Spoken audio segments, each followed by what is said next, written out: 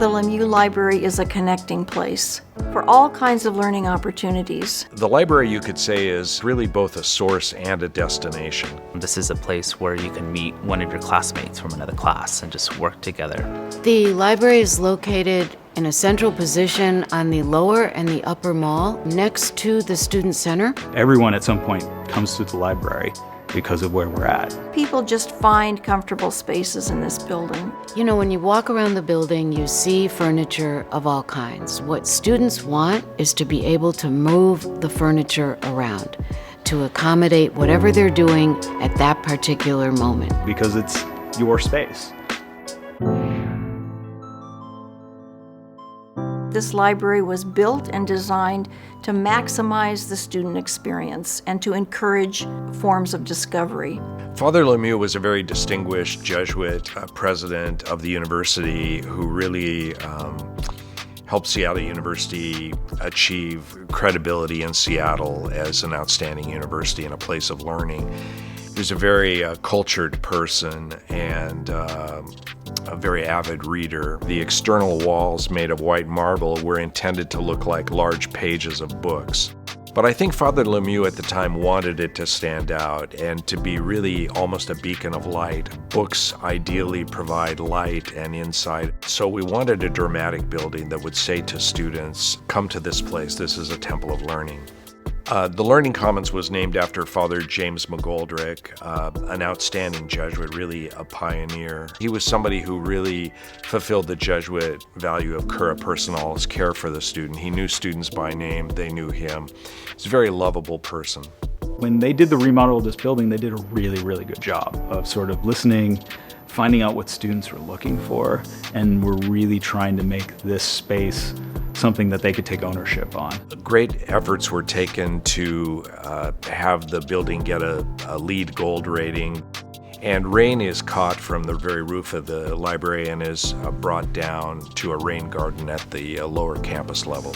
The windows have treatments to make it retain energy as best as possible, but we've committed ourselves to doing that just because construction is potentially such a source of global warming that we really all need to have that global awareness of the impact of our construction methods. The new building incorporated the exterior walls of the old library, the white marble walls, and on the third floor it makes a fantastic architectural feature to have white marble interior walls. Where you can stand in the addition and look at what used to be the exterior walls of the original library. The marble there has been polished up and the windows have been taken out. The double helix staircase connects not only the second floor to the third floor, but the old building to the new building. By far one of the most interesting and unique design elements in the building, and a lot of care went into protecting and preserving that during the remodel so that it stays a central feature.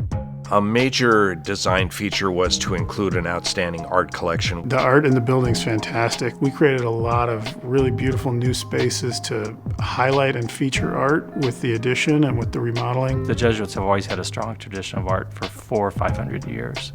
It's just what it is to be human, is to have art. Why would a university have art? For the same reason a university would have books. That a university is a place for ideas. And a library, specifically, is a place to house and protect and to share and spread ideas. And good art embodies ideas, not in words or paper, but it embodies them in visual forms. And we have art on all floors of the buildings, so the art really makes the building come alive. Some of it's student artwork, some of it's local artists, some of it's larger artists. A lot of really inspiring artwork all over the place. An art museum that's posing as a library. I love the art in and around the building.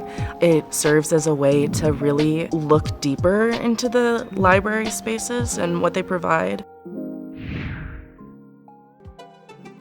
The library offers a range of spaces, and those spaces are intentionally designed to help students to feel like they belong, that this is their library.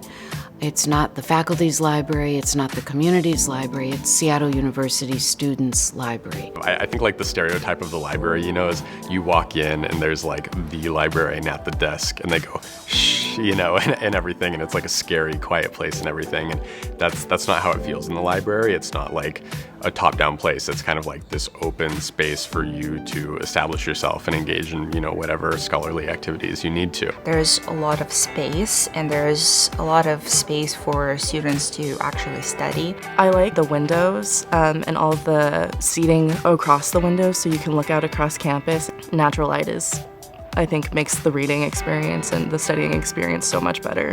When I first, walked into the building, I was in awe. I just thought it was such a beautiful space. You're going to find a place in the library that feels like your corner of the library, and that's why as you walk around through this space, every place is just a little different. I am a commuter to campus, and we don't get like a little dorm or like an apartment nearby, so I'm always somewhere in the library.